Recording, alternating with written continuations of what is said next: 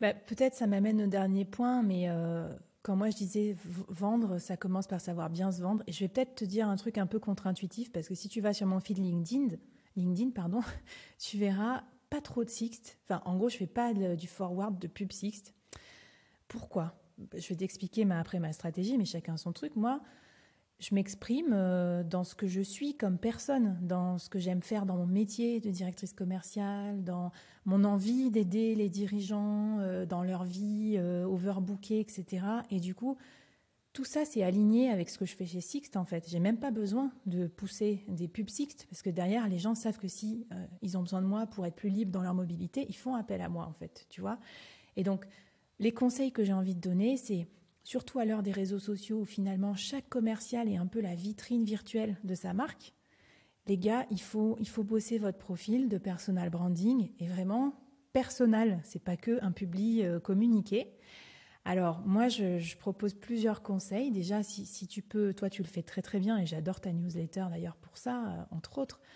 Développer à fond son autorité et son expertise. Ça, c'est Cialdini, influence et manipulation. C'est un des principes d'influence très fort. Évidemment, si tu connais rien à ton secteur, que tu es un gros naze, personne va te suivre et va te faire confiance. Donc, l'histoire de la confiance, elle est essentielle. Donc, est-ce que c'est que tu passes des certifications techniques? Est-ce que tu écris des articles de fond sur ton marché? Voilà. Mais je pense que là, faire autorité, c'est essentiel dans le monde d'aujourd'hui. Ça peut te faire la différence entre deux commerciaux. Après, la deuxième tendance que je vois quand même intense, c'est soigner l'expression et particulièrement orale. Dans un premier temps, il n'y avait que l'expression écrite, donc les fautes d'orthographe, au revoir. Mais là, je trouve que l'oralité se développe énormément entre les podcasts, Clubhouse, les lives. Donc, si tu n'as jamais fait un live de ta vie et qu'en webinar, tu es nul, en visioconférence, tu es affligeant, ça va être très, très dur de vendre. Donc, moi, je me suis entraînée en petit comité au début. Hein. J'avais peur, comme tout le monde. Je suis sur Instagram, j'ai fait des lives. Tu vois, c'était pas sur Sixt, quoi. Mais voilà, un peu pour me détendre. Et je trouve que ça vient vite. Voilà. Mais je pense qu'il faut soigner aussi cette forme, l'expression et tout, parce que c'est ça aussi, ça va inspirer confiance. Ça va développer ta visibilité. Et dans la forme, il y a aussi des tendances de fond. Quand tu vois bien que les gens, ils designent de plus en plus et de mieux en mieux leur message. Il y a des images, il y a des infographies, c'est beau, c'est propre. Ça donne envie de lire. Aujourd'hui, quelqu'un qui ne fait pas cet effort-là, par exemple de résumer un article de 2000 mots d'anglais de HubSpot avec une jolie infographie aux couleurs de sa marque, je pense qu'il rate quelque chose. Enfin, je ne sais pas ce que tu en penses. Toi, tu fais aussi, je vois plein d'efforts sur ce domaine. Sur la partie design, tu veux dire ou Oui, design, sur quelle partie live, podcast. Alors, pour moi, justement, je pense que c'était pas forcément quelque chose que je me rendais compte avant, mais comme ce que tu disais, soigner l'expression orale, c'est quelque chose sur lequel moi je travaille. Et comme tu disais, en tant que commercial, c'est super important parce que, comme tu disais, quand tu parles à un client, faut être confiant en fait de ce que tu dis. Et justement, si tu vois qu'une personne n'a pas confiance en elle quand elle parle, bah, tu as moins de confiance et tu auras moins de chances d'acheter. Et comme ce que tu disais, faut pratiquer. Et là, avec les podcasts et les lives, je pense que c'est un très bon moyen de parler, soit en public. Bon, même si officiellement, quand tu fais un live, tu n'es pas en face. Si tu as 100 personnes, tu n'as pas vraiment les 100 personnes en face de toi. Donc, je pense que c'est quelque chose sur lequel moi je me dis, j'ai jamais fait encore de pitch de parler devant 100 personnes en vrai. À chaque fois, ce qui est fait, c'est sur Zoom. Donc, au final, tu t'en rends pas tant compte que ça. Et donc, je trouve que Zoom, comme tu disais, ou un live, c'est très bien pour pratiquer tout ça. Parce que ça te permet de structurer tes idées aussi et parler de façon fluide. Non mais voilà, donc je vous encourage tous à passer devant la caméra. Franchement, c'est mon défi. Donc vas-y, allez-y, n'hésitez pas. Puis taguez-moi, on rigolera bien. On n'a pas tous commencé en étant parfaits. Hein, même moi, mon premier webinar, c'était énorme moment de solitude. Moi, j'ai déjà parlé devant plus de 2000 personnes dans une vraie salle. Mais bizarrement, d'être toute seule derrière mon ordi sans savoir ce que les gens pensent de moi, ça m'avait perturbée au début. Et après, dernier conseil peut-être pour ceux qui sont timides ou qui se disent « Ouais, moi, je suis pas un showman et tout ». Ou junior aussi. On me pose souvent cette question parce qu'on me dit « Toi, Flavie, c'est facile, tu as déjà pas mal de trucs accomplis, du coup, on peut faire appel à toi, on t'interviewe parce que… » moi, une stratégie que je peux employer et que je trouve qui est pas mal, et qui d'ailleurs très à l'image des commerciaux, c'est pas de se vendre soi, c'est de vendre les autres. Donc c'est de vendre ses clients potentiels.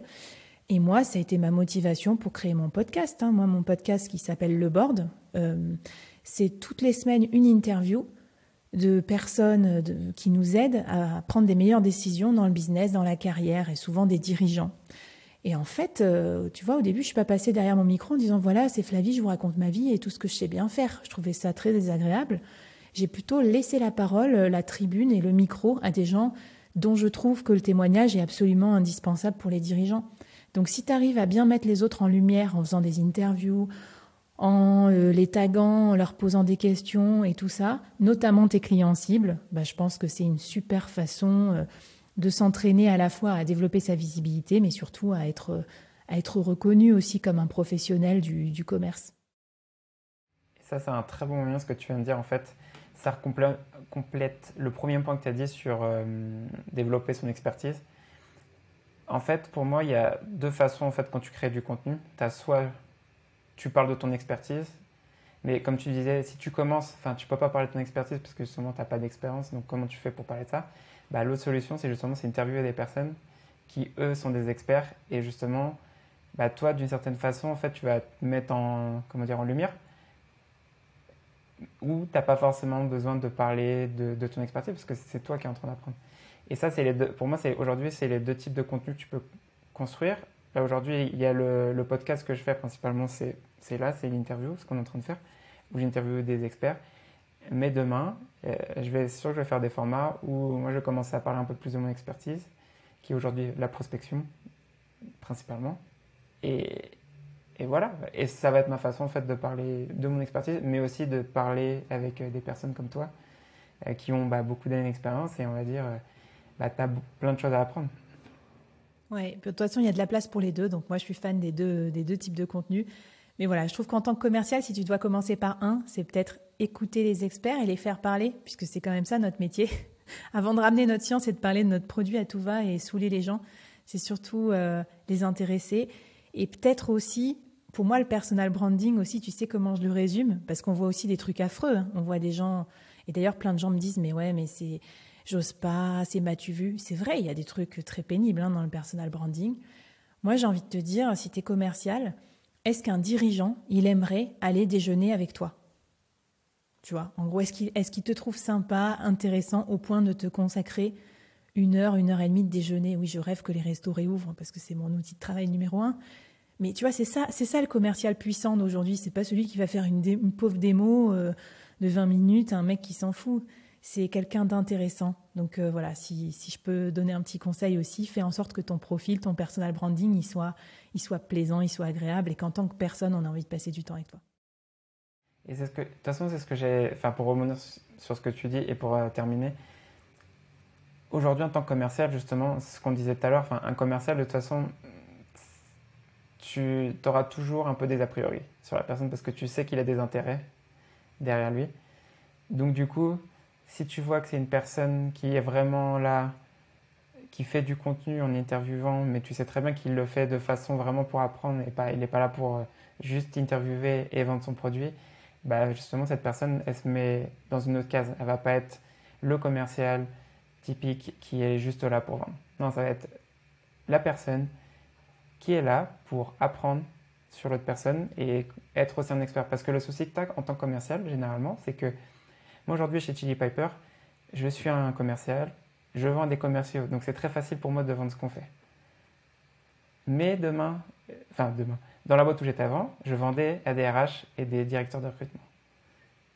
Donc, comment je me fais, moi, pour me mettre en position de je connais leur monde? Je ne connais pas leur monde parce que moi, je n'ai jamais été dans leur position. Donc, toi, tu arrives en tant que commercial. Et si tu ne fais pas d'interview ou si tu ne parles pas avec des RH ou des recrutants en général, tu sais pas, en gros, tu n'as que la formation de ton produit ou quoi que ce soit pour te dire, entre guillemets, tu sais ce que c'est la vie d'un RH. Ah non, tu ne sais pas ce que c'est parce que tu l'as jamais vécu. Oui, tout à fait.